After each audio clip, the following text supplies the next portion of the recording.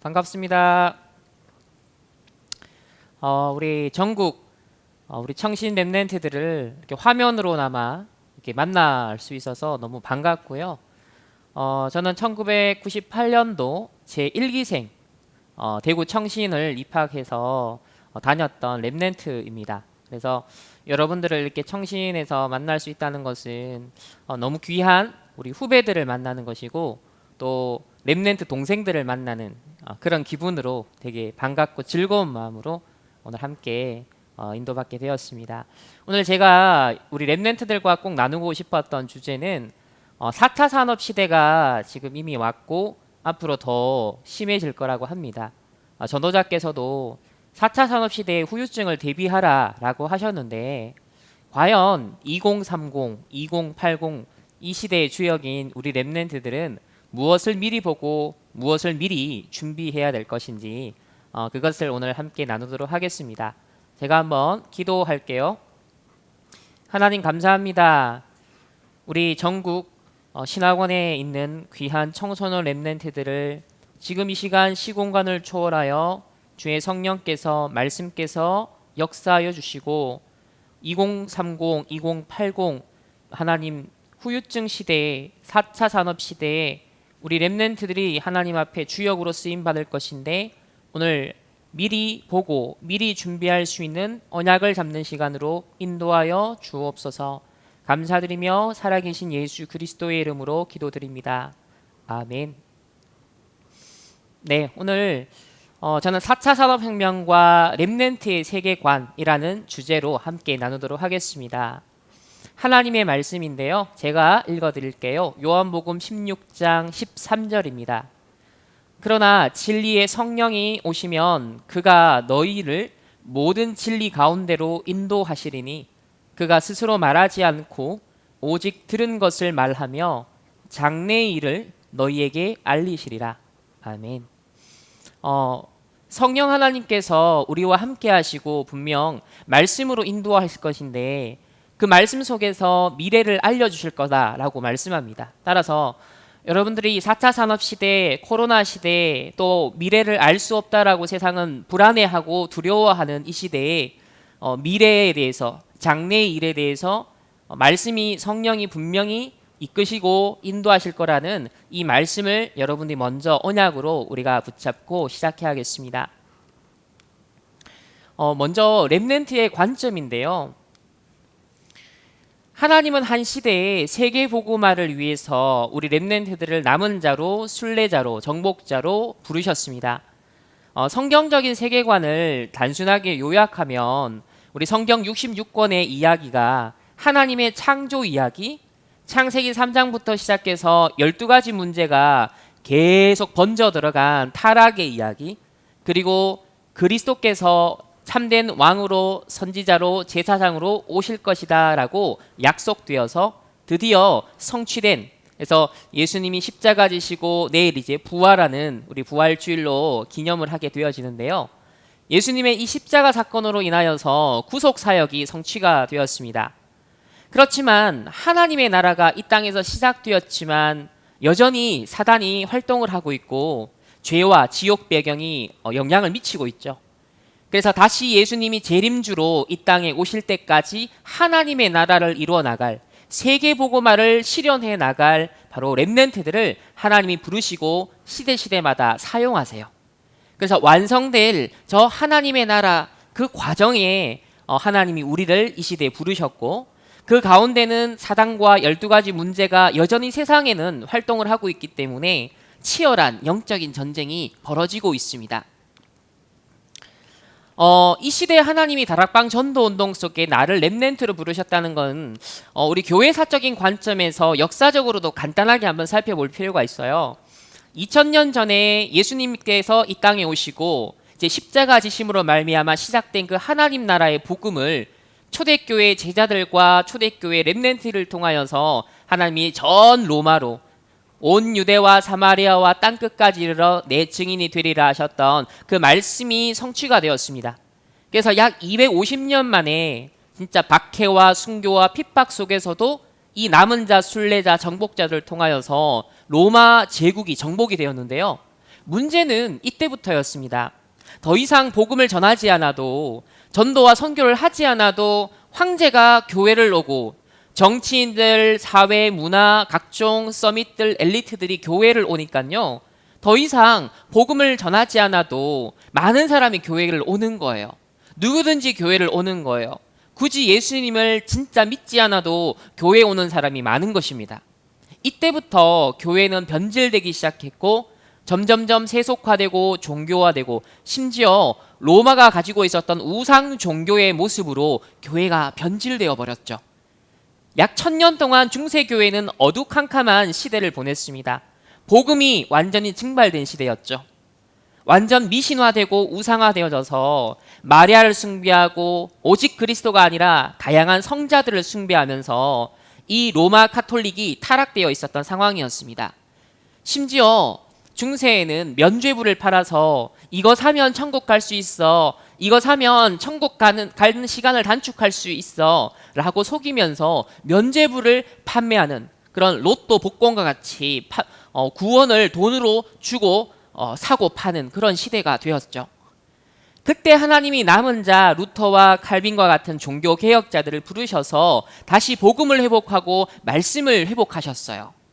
그러다가 이제 500년이 지나서 또 복음이 희미해지고 또 영적인 이 복음, 영적인 사실이 점점점 눈에 보이는 그런 현실, 눈에 보이는 물질 세계 이런 것에 가려지면서 영적인 걸 무시하게 되어지고 보이지 않는 초월적인 하나님의 세계, 영적 세계에 대해서 사람들은 관심을 갖지 않게 되었습니다.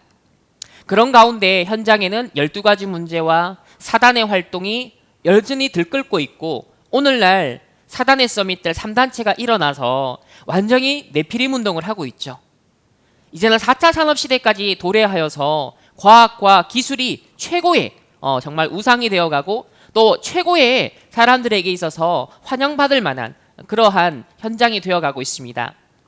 하지만 영적인 문제, 정신적인 문제 이런 것들은 더 급증을 하고 더 많은 사람들이 우울증에, 더 많은 사람들이 자살 속에 죽어가고 있습니다. 또한 우리에게는 많은 중독의 그런 내용들이 참 많죠. 우리를 둘러싼 환경 자체가 우리가 복음에 집중하지 않으면 정말 딴짓할 것들이 너무 많은 그런 시대를 살아가고 있습니다. 과연 이때 이단 누명을 쓰면서까지 다락방 전도운동을 하나님이 부르시고 그리고 이 속에서 여러분들이 차세대 주역으로서 렘넌트로 부르신 하나님의 시대적인 요청은 과연 무엇일까요?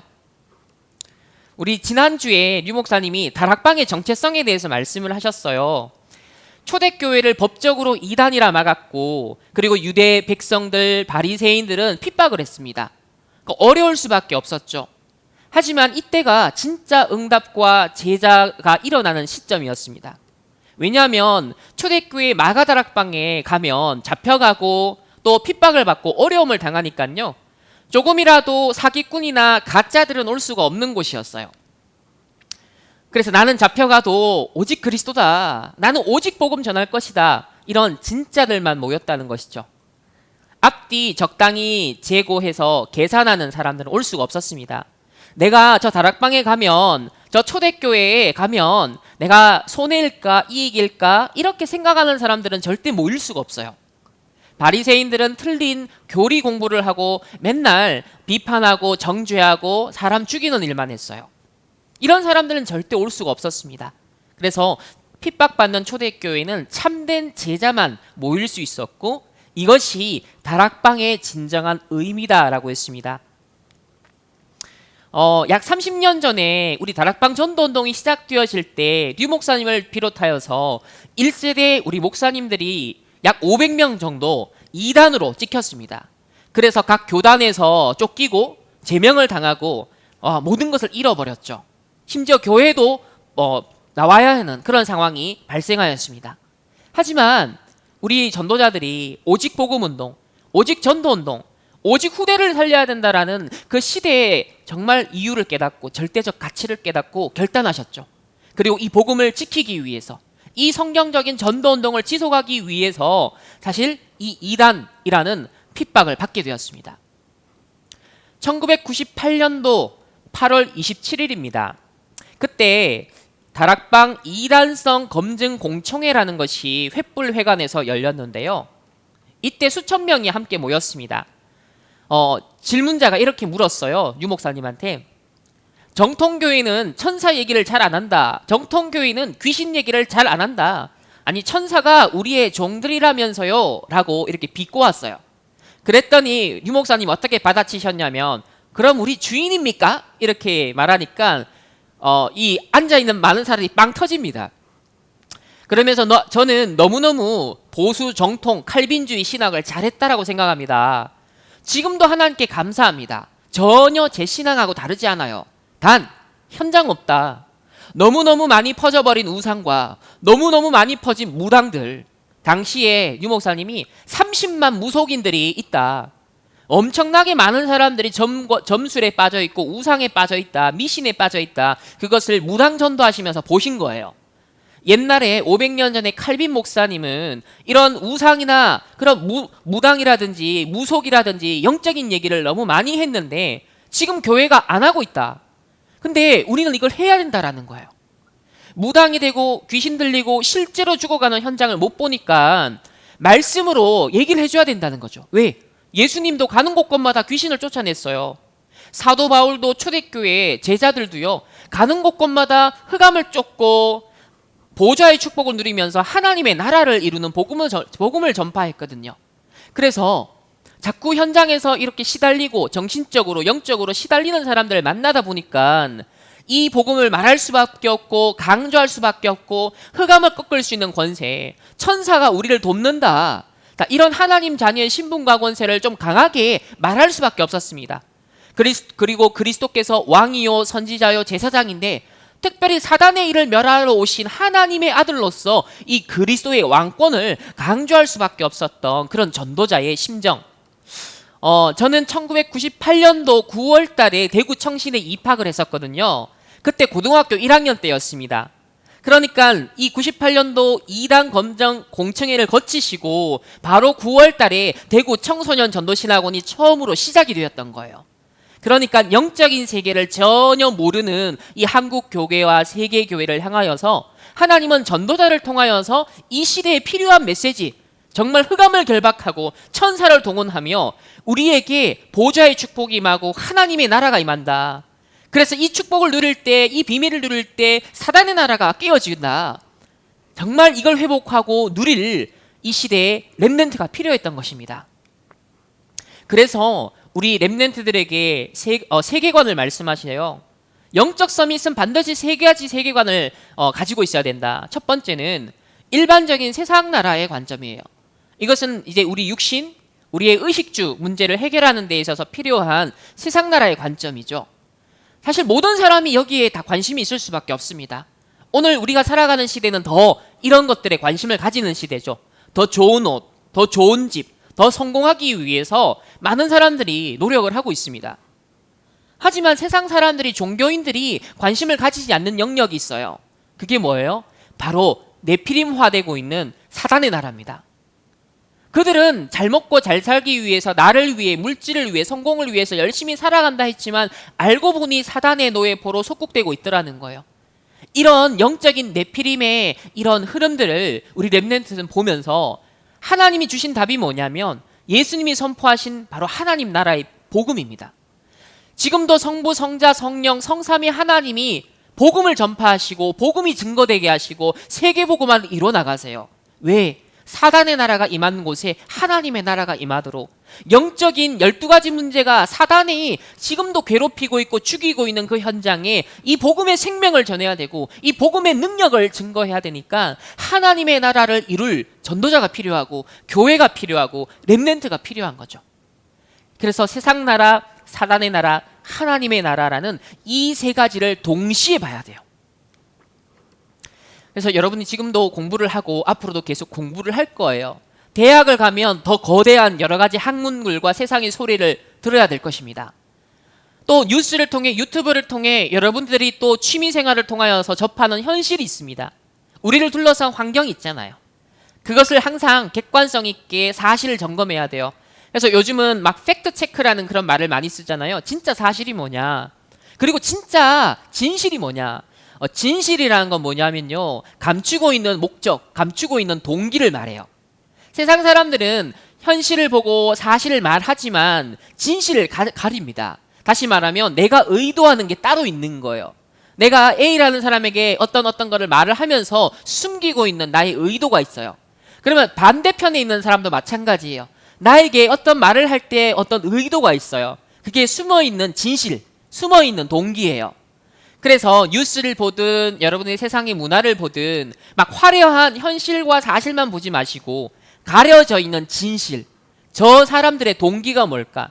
또 여러분이 세상을 나가면 좌파, 우파, 진보, 보수 서로 이념적으로 싸우는 그런 그룹들을 만나게 됩니다.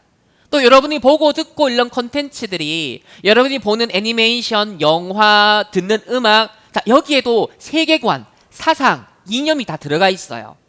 그래서 그것을 분별하는 것이 지금은 어려울 겁니다. 더 중요한 게 있어요. 바로 영적 사실을 하나님 내게 깨닫게 해주세요. 세상을 내가 다 알지 못하지만 최대한 현실과 사실과 진실을 알아야 되지만 가장 중요한 영적인 나의 상태를 하나님이 지켜주세요. 그래서 성령 하나님이 나를 이끌어 주시고 성령 하나님이 내가 분별할 수 있도록 선택을 바르게 할 수 있도록 인도해 달라고, 내 생각과 마음을 지켜달라고 그렇게 기도해야 돼요. 더 중요한 것은 하나님은 지금도 전도와 선교, 세계복음화의 계획을 이루어 나가십니다. 하나님의 주권적 섭리 속에 절대 계획이 무엇입니까? 전도와 선교의 계획이 무엇입니까? 여러분들이 늘 뉴스를 보면서도요, 저 우크라이나 사태, 지금 러시아가 전쟁을 일으켜서 많은 난민이 발생하고 있잖아요. 자, 이런 걸 보면 현실을 보고 사실을 보고 진실을 봐야겠죠. 저 푸틴 대통령이 무엇을 노리는 것일까? 그러나 영적 사실을 보면 전쟁을 일으키고 사람을 죽이는 건 분명 사단의 역사입니다. 흑암의 역사입니다. 하지만 그것을 통하여서도 하나님은 전도와 선교를 어떻게 이루어 나가실까? 흩어진 자들을 통하여서 그 속에 하나님이 어떤 제자를 예비하실까? 그 속에 어떤 렘넌트를 또 하나님 준비하고 계실까? 왜냐하면 성경의 이야기는 흩어진 자들이 복음을 받고 복음을 증거한 순례자의, 정복자의 이야기입니다. 따라서 우크라이나 사태나 러시아 이런 사태를 보면서도요, 여러분들의 현실과 사실과 진실, 이건 세상에서 말하는 수준이에요. 하지만 영적인 사실과 하나님의 절대 계획을 더 큰 틀에서 볼 수 있어야겠습니다. 하나님이 이 시대에 우리 렘넌트에게 보좌의 능력, 보좌의 달란트, 보좌로부터 하나님 주신 미션을 약속하십니다. 도대체 왜 그럴까요? 불신자도 일반적인 천재성을 가지고 태어납니다. 하나님이 신자든 불신자든 모두에게 사실 이런 하늘로부터 주시는 천재성이 있다라고 하셨어요. 그걸 신학적으로 말하면 일반 은혜라고 합니다. 그래서 일반 은총은 우리 모두가 누릴 수 있는 것인데 불신자들이 이걸 잘 개발해서 빌 게이츠 같은 사람, 스티브 잡스 같은 사람들은 이런 일반적인 천재성을 잘 개발한 거예요. 하지만 하나님의 자녀들에게 주신 것은 그걸 넘어서는 게 따로 있다는 거예요. 하나님의 보좌로부터 내려오는, 정말 이 하늘의 영적 세계를 움직이고 누릴 수 있는 이 능력과 달란트와 미션이 따로 있다. 일단 이거는 우리가 알고 믿어야 되는 영역입니다. 흔히 하나님이 만든 이 창조 세계를 오픈 시스템이라고 하는데요. 이 말이 뭐냐면 복음을 가진 영적 서밋이 문화를 만드느냐, 아니면 3단체와 같이 정말 악령에 의해서 네피림 접신운동, 명상운동을 통해서 얻은 영감과 창의성을 가지고서 세상의 문화를 만들어내느냐. 분명 결과가 다르겠죠. 똑같은 음악을 만들고 영화를 만들고 정치, 경제, 사회, 문화, 리더십을 발휘한다 하더라도 복음 가진 전도자가 그 리더가 되느냐, 아니면 3단체 네피림 운동하는 사람들이 리더가 되느냐에 따라서 분명 영적 문제가 해결되느냐, 영적 문제가 더 퍼지느냐, 이 결과가 나타날 겁니다. 따라서 이런 오픈 시스템과 같은 이 창조 세계에 하나님이 우리 렘넌트들이 주역이 되길 원하시고 237 치유 서밋의 영적 지도자로 하나님은 우리를 파송하십니다. 그래서 우리가 살아가는 시대는 바로 3단체가 활동을 하고 있고 이제 4차 산업시대가 더 크게 열려지는 시대를 살아갈 것입니다. 그리고 전도자는 앞으로 렘넌트들이 2030, 2080 시대의 주역이 될 것이다. 그리고 그 시대는 정말 후유증 시대가 될 것인데 이때 우리 렘넌트들이 뭘 준비해야 되겠냐? 미리 보고 미리 준비해야 될 그런 미래 캠프, 기도 캠프, 달란트 캠프에 대한 말씀을 주셨는데 여러분 너무 걱정하지 마세요. 전도자도 공부 걱정하지 말라고 하십니다. 하나님은 이런 3단체와 4차 산업과 코로나 속에서도 하나님은 세계복음화의 구속사역을 이뤄나가시는 계획을 신실하게 이뤄나가십니다. 성삼위 하나님이 주권적으로 모든 것을 붙들고 계시고 우리의 인생도 우리의 생명도 붙들고 계십니다. 그래서 성령 하나님이 내주하시고 우리의 미래를 알리시면서 인도할 것을 성경은 약속했기 때문에 먼저 우리 렘넌트를 믿고 이 발을 내디뎌야겠습니다. 자, 그러면 이 4차 산업 시대에 특별히 세 가지 나라의 관점에서 함께 확인하는 시간을 갖도록 할게요. 먼저 첫 번째로 의식주의에 관심을 가지고 있는 세상 나라의 관점에서 그런 4차 산업 시대를 한번 볼게요. 2016년에 다보스 포럼이라고 해서 세상의 서밋들, 3단체 서밋들이 모여서 세상을 어떻게 편집, 설계, 디자인할까 그것을 고민하는 그런 포럼 모임이 있어요. 여기에 회장이 누구냐면 바로 유대인인 클라우스 슈밥이라는 사람인데요. 이 사람이 뭐라 그랬냐면 4차 산업혁명의 쓰나미가 몰려온다. 그래서 4차 산업혁명은 우리 삶 속에서 모든 걸 바꿀 거야. 이 변화를 받아들이는 사람과 변화를 거부하는 사람 사이에는 격차가 발생할 거야 라고 말했어요.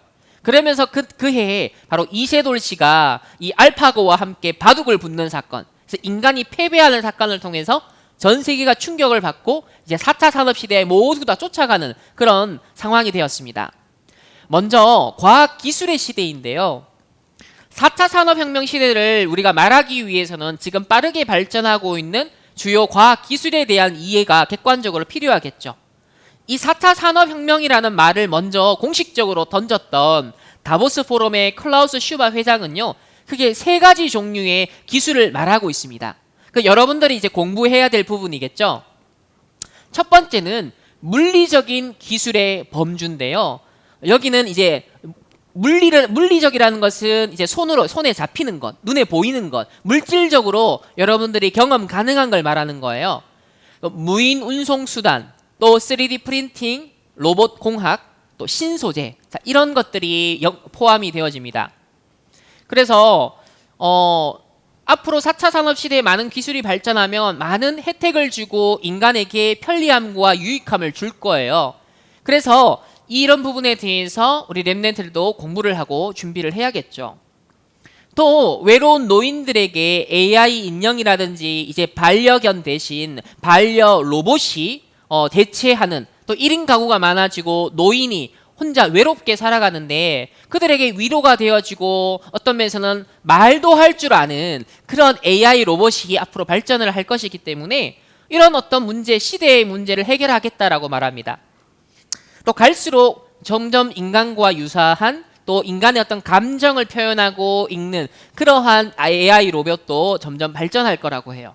그러니까 사람과 유사한 피부를 가지게 되고 60여 개의 감정 표현이 가능하고 대화도 가능해지고 이제는 나이 분들을 돕고 간호하면서 어려운 상황에 소통도 하고 진단도 하고 위로도 할 수 있다라고 말합니다. 자, 두 번째는요. 디지털 기술 범주예요. 이것은 소위 여러분들이 많이 쓰고 있는 뭐 카톡이나 네이버나 또 이런 플랫폼들 있죠. 그래서 사물 인터넷, 블록체인, 각종 디지털 플랫폼, 또 콘텐츠, 자, 이런 것들을 다 포함하는 디지털 기술 범주가 있습니다. 오늘날 이제 빅데이터 시대라고 하죠. 우리가 인터넷에서 흔적 남긴 모든 기록이 남아 있습니다. 그래서 뭐 넷플릭스도 그렇고 구글도 그렇고 아마존, 또 페이스북이다, 뭐 메타라고 하죠. 자, 모든 오늘날 이 4차 산업 시대의 주요 과학 기술 기업들은 우리들의 데이터, 전 세계의 데이터를 모으고 있습니다. 그래서 그들도 이 데이터를 기반으로 해서 미리 보고, 미리 갖고, 미리 누리고, 미리 정복하고, 미리 성취하는, 자, 이 일들을 사실을 준비하고 있는 것이죠. 이제는 양자 컴퓨터라 그래서 상상을 초월하는 능력을 발휘하는 그런 수준의 컴퓨터까지 개발이 되어서 계속 발전해 가고 있습니다. 2016년에 알파고와는 비교가 할 수 없는 이제는 이 인공지능이 발전을 했어요. 여기 보면 이제 슈퍼 초거대 AI들이 지금 준비가 되고 있다고 하는데요. 이게 뭐냐면 수천 배의 능력, 알파고보다도요 수천 배의 능력을 발휘할 수 있다라고 합니다. 세 번째는요 생물학 기술 범주입니다. 유전공학, 또 바이오 프린팅, 신경과학, 생체공학, 자, 이런 것들을 계속 발전시켜 나가면서 인간의 어떤 병을 치유하고 또 질병을, 인간의 수명을 자꾸 개선하고 연장해가는 이런 기술들이 발전해 갈 거라는 거예요. 하지만 이 정도가 아니라 오늘날 과학 기술들의 이런 획기적인 발전과 또 서로 융합되는 것 때문에 지금의 현재의 한계와 제한이 있는 인간의 조건을 넘어서게 될 거라는 거예요. 그래서 아직까지 개념이지만 포스트 휴먼, 즉 인간 다음에 인간이 나올 거라는 겁니다. 도대체 다음 넥스트 세대 인간은 뭐냐? 영화나 소설에서나 가능했던 일이 과학 기술이 발전되면서 많이 실현되기 시작합니다. 특히 랩넨트를 기억해 놓으세요. 트랜스 휴머니즘이라는 사상이 대두가 되고 있어요. 이건 뭐냐면 생명과학과 로봇 기술이 급진적으로 발전을 하면서 장애와 고통과 질병과 노화, 죽음과 같은 문제를 과학 기술력으로 계속 해결해 나갈 수 있다는 것을 강하게 신뢰하는 것을 말합니다. 이런 노력에 가장 앞장서고 있는 사람이 바로 구글의 인공지능 아버지라고 할 수 있는 유대인 커즈 와일입니다. 이 사람이 싱귤레리티라는 어려운 말을 썼어요. 특이점이라고 하는데 이제 과학기술이 인간을 앞장서는 시대가 올 거라는 거죠. 이 사람은 2045년을 예측했지만 코로나 팬데믹을 인하여서 더 빨리 앞당겨졌다고 합니다. 그래서 2045년까지 자기는 특이점까지 건강을 유지하면서 살아야 된다는 거예요. 왜냐하면 그때 과학기술이 발전하고 의술이 발전하면 인간의 수명이 더 오랫동안 연장될 수 있기 때문에 그때까지는 자기가 살아있어야 된다는 거죠.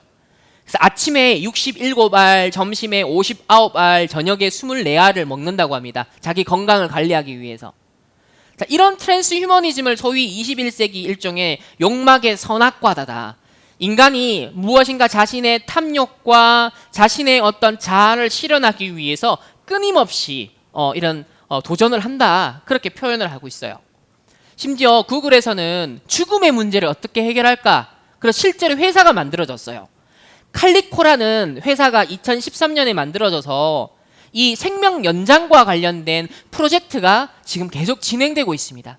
그러니까 사람에게는 한번 죽는 것이 정해졌다고 했는데 오늘날 과학기술이 발전하고 의료기술이 발전하면서 심지어 오래 사는 것 정도가 아니라 죽음 자체를 어떻게 극복해 볼까? 자, 이런 인본주의 바벨타 사상이 대두가 되고 있어요. 두 번째는 과학기술 시대에 이제는 생존 경쟁 시대가 도래하고 있습니다. 이지성 씨가 처음에 이 AI가 인간을 넘어서는 이 알파고 대국을 보면서 야, 앞으로 심각한 상황이 되겠다. 그래서 과연 인공지능한테 대체당할 거냐, 지배당할 것이냐, 이게 이슈가 되었죠. 실제로 이 사건이 많은 사람들에게 충격이 되었고 이것을 인해서 모든 과학, 기술, 정치, 문화, 경제의 흐름이 바뀌었습니다. 그래서 과연 로봇에게 대체가 되지 않을 직업이 뭔지, 내가 생존할 것은 무엇인지, 어떻게 하면 내가 인공지능에 대체되지 않을까, 4차 산업시대에도 살아남을까, 이런 생존 본능에 충실해지는 그런 상황이 되었습니다. 그러니까 빅데이터가 형성되면 될수록 4차 산업이 발전되면 될수록 점점 인간의 일자리는 사라지고 굉장히 어떤 면에서 많은 서밋들이나 엘리트들이나 준비를 해야 되는 그런 새로운 직업들에는 정말 초엘리트들이 장악해 들어가는 그런 시대가 되어가고 있어요. 예술이나 문화는 인간의 영역이라 했고 창의성은 인간의 영역이다라고 했지만 오히려 예술 분야도 창의성 영역도 이제는 음악을 만드는 것도 AI가 이제 미술 그림을 그리는 것도 AI가 침범을 하고 있습니다. 지금은 같이 협업을 해야 된다는 수준이지만 또 시간이 지나면 어떻게 될지 알 수가 없겠죠. 따라서 이 일자리 문제를 놓고 실제로 현실적으로 많은 위기를 느끼고 있습니다. 4차 산업시대에 과연 우리는 어떻게 생존할 것인가? 어떻게 살아남을 것인가? 모든 사람들이 어떻게 하면 먹고 살까? 살아남을까? 이런 육신적인 관점에 모든 사람이 관심을 갖고 있습니다.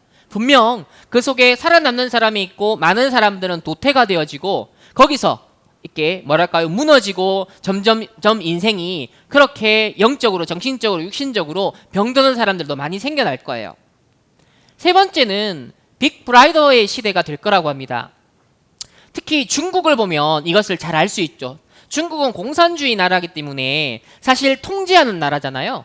이 4차 산업시대의 모든 과학기술력이 국가에 적용이 되었을 때 이렇게 통제사회가 될 수 있다는 것을 아주 모델로 보여주는 곳이 중국이에요.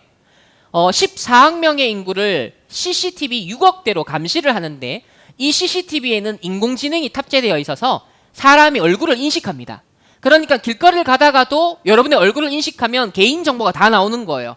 여러분의 이동 동선이라든지 뭘 하는지 일거수일투족이 다 파악이 되는 겁니다. 그래서 중국 같은 경우는요, 금융활동, 사회활동, 온라인 활동을 전부 다 이렇게 통제합니다. 따라서 여기에 결과에 따라서 사회적인 신용평가를 매겨가지고 의료보험료를 어떻게 얼마 더 내야 되는지, 학교 입학을 할 때 장학금을 얼마 주는다든지, 또 어떤 고속철도라든지 또 비행기를 이용할 수 있는 자유를 준다든지, 해외여행을 허용한다든지, 또 공무원 채용할 때 어떤 부분에서 이점을 준다든지, 이렇게 여러분들이 활동하는 것에 따라서 점수를 매겨가지고 어드밴티지를 줄 거냐, 불이익을 줄 거냐, 사실 이렇게 한다는 거예요. 그래 되니까 이 중국에서는 종교를 반대하잖아요. 기독교를 반대하잖아요. 따라서 불법적으로 종교 활동을 하거나 기독교 활동을 하게 되어지면 이런 사회적인 신용평가가 마이너스가 되겠죠. 그러면 고속철도도 활용할 수 없고 비행기도 탈 수가 없게 돼요. 많은 부분에서 불이익을 보게 되는 것이죠. 그래서 전도자가 오늘 메시지도 주셨지만 오히려 이때가 기회다. 진짜 제자, 참된 제자, 나는 그래도 오직 복음하겠어, 오직 그리스도 하겠어, 이런 제자를 찾고 세워야 되는 시간표다라고 하십니다.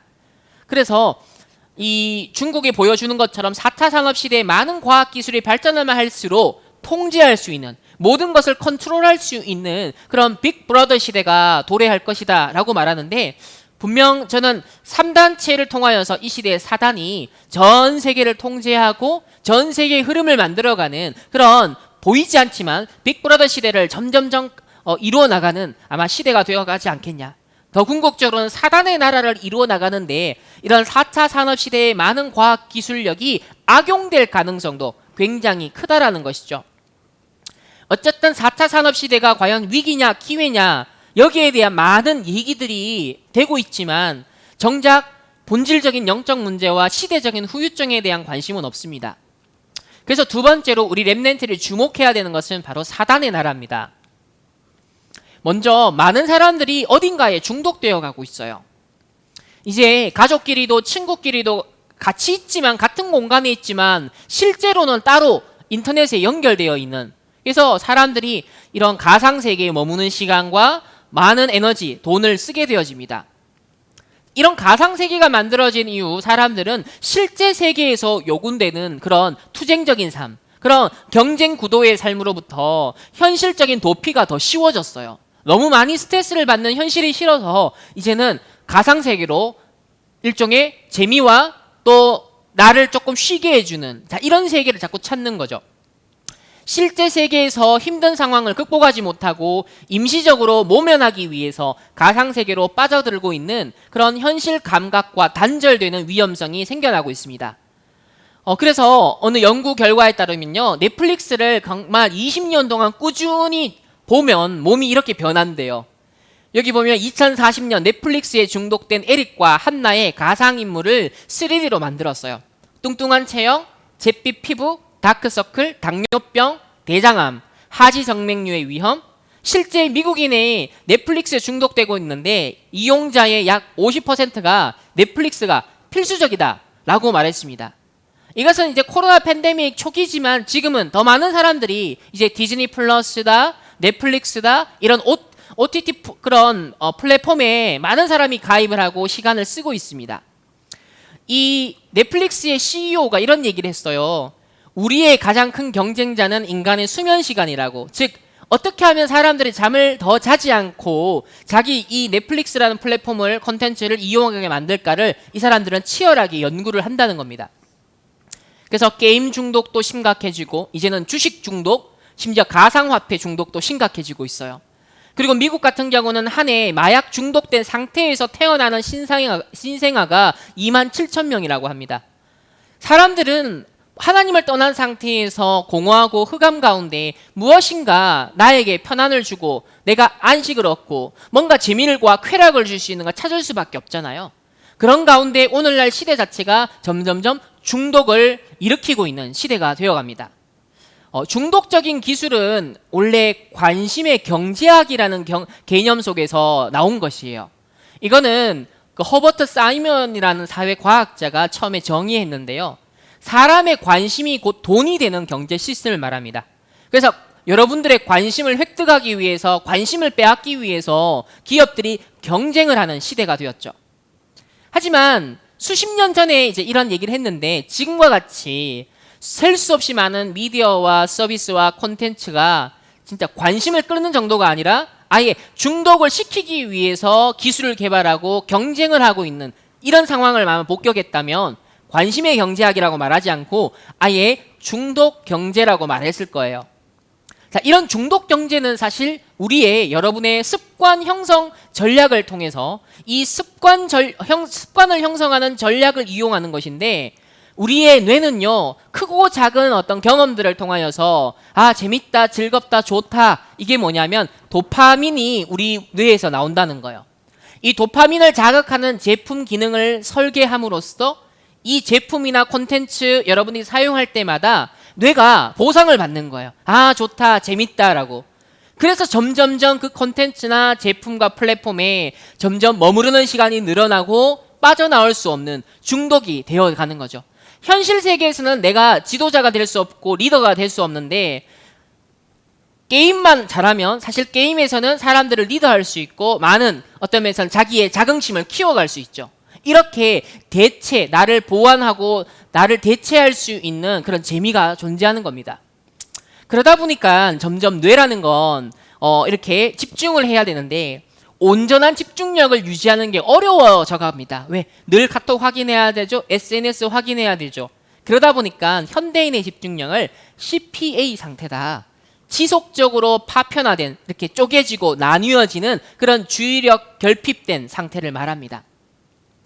그래서 스마트폰이 갈수록 중독이 되어지고 이게 심해지니까 기억력 그리고 충동 억제하는 기능이 약화가 된대요. 기억력도 떨어지고 뭔가 참지 못하고 빨리 분노하고 감정적이게 되어지고 그러다 보니까 또 자신감도 떨어지는 이런 상황들이 증가하고 있다고 합니다. 이게 진짜 실제 미국의 모습 중에 하나인데요. 현실에서는 노숙자인데 가상세계에서는 황제가 되는 경험을 할 수 있다는 건 사실 굉장히 큰 중독성이 될 수 있습니다. 아마 앞으로 이 코로나로 인해서 격차가 더 벌어지고 현실에 적응하지 못하는 사람들이 더 많이 생겨날 거예요. 4차 산업시대가 발전하면 발전할수록 그 경쟁에서 떨어지는 사람들이 많이 생길 거예요. 이런 현실적으로 불가능과 한계에 직면하게 되어질 때 사람들은 뭔가 대체할 걸 찾습니다. 그래서 이런 가상세계의 도피처를 삼을 가능성이 굉장히 크죠. 그리고 메타버스가 그런 공간이 될 가능성도 큽니다. 게임 중독이 되어서 자기가 부활할 줄 알고 캐릭터처럼 이제 이게 정신문제가 온 거죠. 6층에서 뛰어내린 11살짜리 소년 이야기가 있습니다. 심지어는 게임 중독이 이제 영적 문제로 심각해져 버리니까 자기가 이걸 방해받으니까는 사람을 죽이고 심지어 자기 아들까지 어린 아기까지 죽이는 사건이 발생하였어요. 또 4차 산업의 과학기술이 발전하지만 인간은 여전히 창세기 상장 6장 11장 문제 속에 있거든요. 12가지 문제 속에 있는 인간은 사실은 죄성이 변하지 않습니다. 오히려 이런 편리함을 활용해서 이런 이 자율주행 모델을 활용해서 차 안에서 광란의 술 파티를 하는 이런 모습을 볼 때 인간은 발전하는 것을 오히려 악용해서 더 타락하고 더 어떤 면에서는 사건 사고를 일으킬 수도 있겠구나.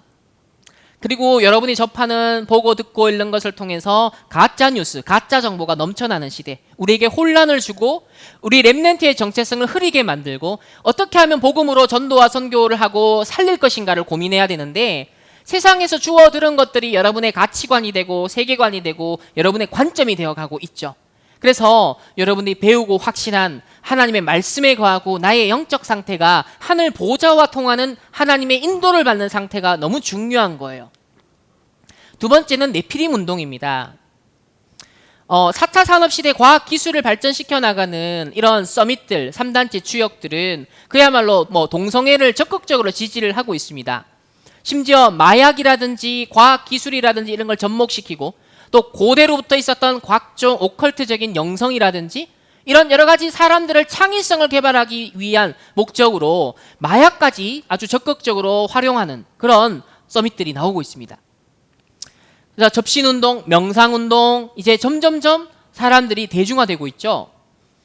1960년대 초에 환각제 복용자들의 리더로 추앙을 받았던 스튜어트 브랜드라는 사람이 있는데 이 사람이 스티브 잡스에게 영감을 주었어요. 그리고 이 사람은 본질적으로 영적인 것에 굉장한 관심이 있었던, 그러니까 전 세계가 어떻게 하면 하나의 완전한 하나가 되게, 원네스가 되게 할까 고민했던 사람이에요. 그 과정에서 바로 인터넷이라는 게 나오는데요. 그리고 스마트폰을 통해서 두 번째 혁명이 일어납니다. 전 세계가 이제 모든 사람이 어느 곳에서든지 인터넷에 접속을 하게 된 것이죠. 스티브 잡스 역시 바로 영적 세계, 명상을 통하여서 깊은 영적 세계를 탐구했던 사람입니다. 하지만 그의 교훈은 영적 문제를 해결하지 못했죠. 빌 게이츠도 최근에 명상에 빠졌어요. 그리고 유발 하랄이라는 사람이 21세기에는 명상이 필연적이라는 거예요. 사람들에게 공포를 주는 것들이 너무 많다는 거죠. 테러나 기후변화, 인공지능, 프라이버시 침해, 국제 분쟁 등 다 이런 불안과 트라우마를 해결하기 위해서 유용한 것이 뭐다? 바로 명상이라는 거죠. 이 사람이 2000년도에 처음으로 10일 동안 명상에 집중하면서 뭘 받은 것 같아요.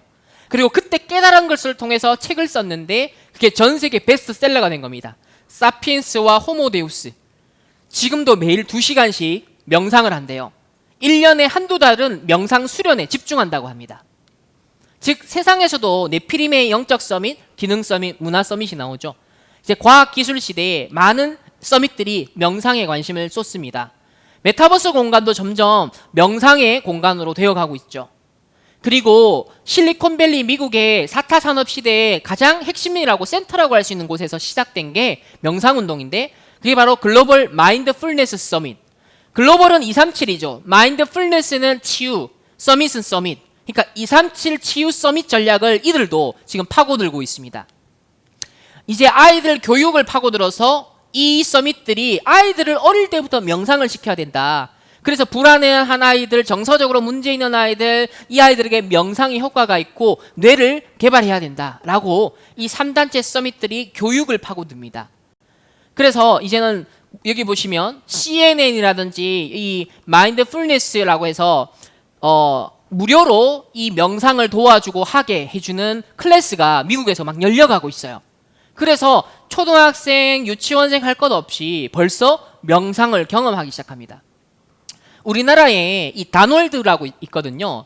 이 단월드가 만든 대학교가 글로벌 사이버 대학인데 전교생이 교양 필수 과목으로 수강을 하는 것이 뇌교육, 지구 경영으로의 초대라는 과목인데 이 이성원 총장이 가지고 있는 세계관을 담아낸 것이요. 이 사람은 이제 명상, K 명상이라 그래서 전 세계의 K 명상, 홍익 인간을 실현하자 이 주제를 가지고서 말합니다. 근데 BTS가 바로 여기에 이 학교를 다녔죠. 그러면서 이승원 씨가 BTS들에게 메시지를 줬어요. 역사상 많은 정치, 경제, 종교, 문화가 전문가가 평화와 화합을 얘기했지만 전 세계는 대립과 갈등의 문제를 해결하지 못했다. 방탄소년단의 춤과 노래, 그 속에 담긴 정신이 시공간을 초월하여서 전 세계를 연결해준다.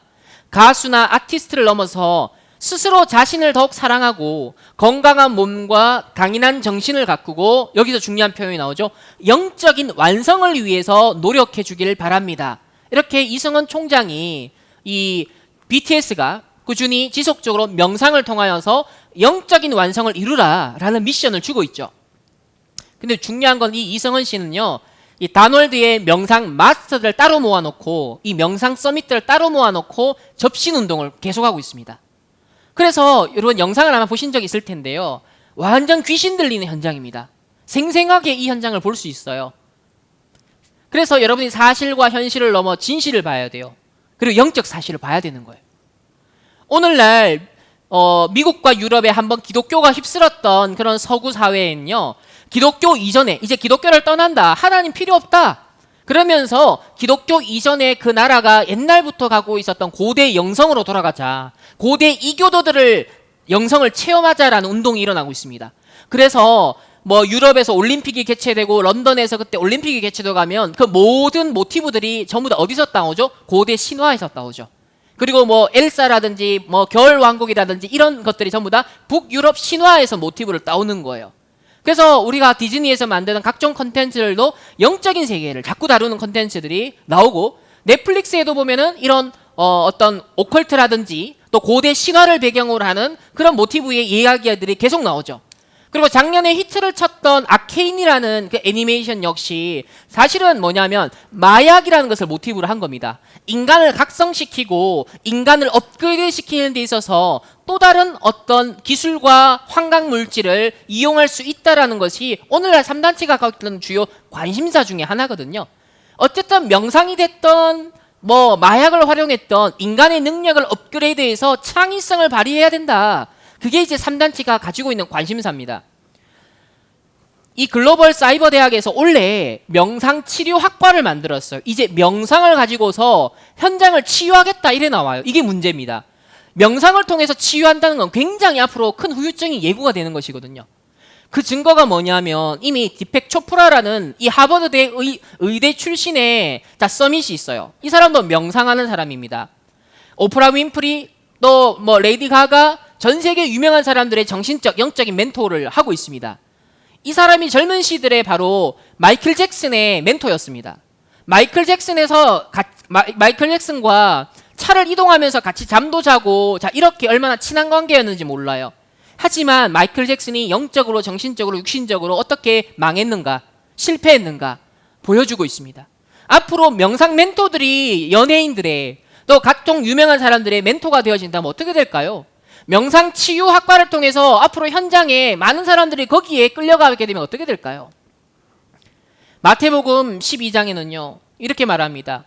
마음이 빈 그곳에, 영혼이 빈 그곳에 더 악한 귀신 7을 데리고 들어갈 것이다. 앞으로 이 시대가 그렇게 될 것이다 라고 말합니다. 지금 뭐 가진 자, 못 가진 자, 또 많은 사람의 인기를 얻고 있는 사람, 이런 연예인들도요 공황장애, 양극성장애, 우울증, 여러 가지의 시달림이 있어요. 그리고 이 사람들도 나름 해결책을 찾지만 근본적인 원인을 못 찾고 있어요. 근본적인 해결책을 누가 주지 못하고 있어요. 또 코로나가 심해지니까 이제는 번아웃이 뭐 의사들도 그렇고 여러 분야에서 정신적으로 너무 많은 사람들이 어려워지고 있죠. 그러다 보니까 뭐가 뜨게 되죠? 명상을 통해서 힐링을 해야 된다. 심신의 안정을 취해야 된다라면서 아주 명상이 현장을 깊이 파고듭니다. 특히나 주목해야 될 부분이 여러분이요, 전 세계가 전쟁과 테러와 분쟁이 일어나면 난민이 발생하고 사람들이, 후대들이 트라우마를 받아요. 그리고 이런 상처 속에, 어려움, 시달림 속에 정신적으로, 영적으로, 그리고 귀신이 역사하겠죠.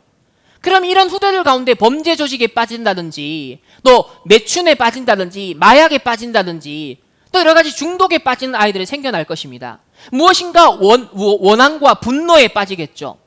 그래서 이 현장을 치유하겠다는 것이 명상단체 3단체가 나서고 있습니다. 그러니까 3단체가 명상 캠프를 하는 것이죠. 특히나 이번에도 보면 집단 학살이라는 이런 걸 통해서 많은 후대들이 충격을 받고 사람들은 분노합니다. 전 세계, 특히 아프리카를 공부해 보시면 여러 인종 간에, 민족 간에 싸우고 집단 학살을 하는 그런 경우가 너무 많아요. 그러다 보니까 상처, 트라우마가 심각하죠.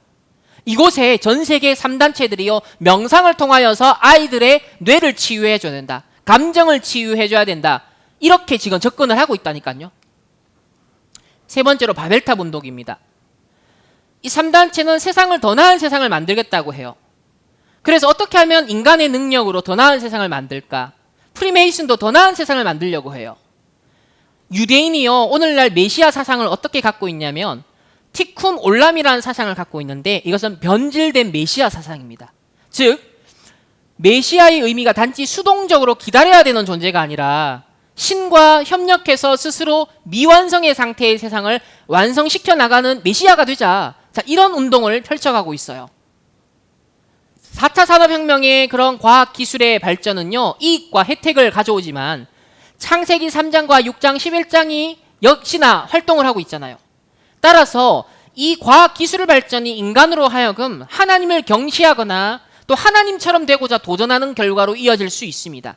그러니까 실제로 인공지능이 신이 되는 날, 또 호모데우스, 인간을 신격화시키자, 인간을 업그레이드 시키자, 이렇게 주장을 합니다. 이제 새로운 종교, 데이터교, 모든 것을 꿰뚫고 있는 종교, 신이라고 볼 수 있는 전지전능한 데이터교, 자, 이런 것들이 얘기가 나올 정도가 되었어요. 창조주 하나님께로 돌려져야 될 영광이 이제 과학기술력으로 향하게 되면 어떻게 될까요? 최첨단 기술은 문화 명령의 수행 결과로 나오는 그런 인간에게 혜택을 주고 편리함을 주는 정도가 아니라 우상이 될 가능성도, 바벨탑이 될 가능성도 큽니다. 하나님의 형상대로 창조된 최초의 인간도 불행히도 하나님께 범죄하여 언약 관계를 파괴하고 반역을 꾀했죠. 그래서 죄악성이 잠재되어 있는 인간의 형상을 반영하고 있는 이 인공지능의 발전과 그 미래는 어떻게 될까요? 그래서 마지막으로 우리는 하나님 나라의 언약을 잡아야 됩니다. 4차 산업혁명 시대의 렘넌트는요, 237과 치유와 서밋의 관점을 가지고 볼 수 있어야겠죠. 그래서 237의 플랫폼을 여러분들이 준비하고 여러분 도전을 해야 됩니다. 이사야 62장 10절에 만민을 위하여 깃발을 들라 세계 복음화를 말씀하십니다. 지금 전 세계가 연결되고 빠르게 네트워크가 형성됩니다. 특히나 이 스타링크라는 앨런 머스크를 통하여서 작은 위성이 전 지구를 덮고 있습니다. 이번에도 이 우크라이나에 인터넷을 쓸 수 없는 상황에서 이 스타링크를 통하여서 실시간으로 많은 것들이 전송이 되었죠. 줌을 통해서 지금 저와 여러분도 시공간을 초월하여 소통을 하고 있습니다.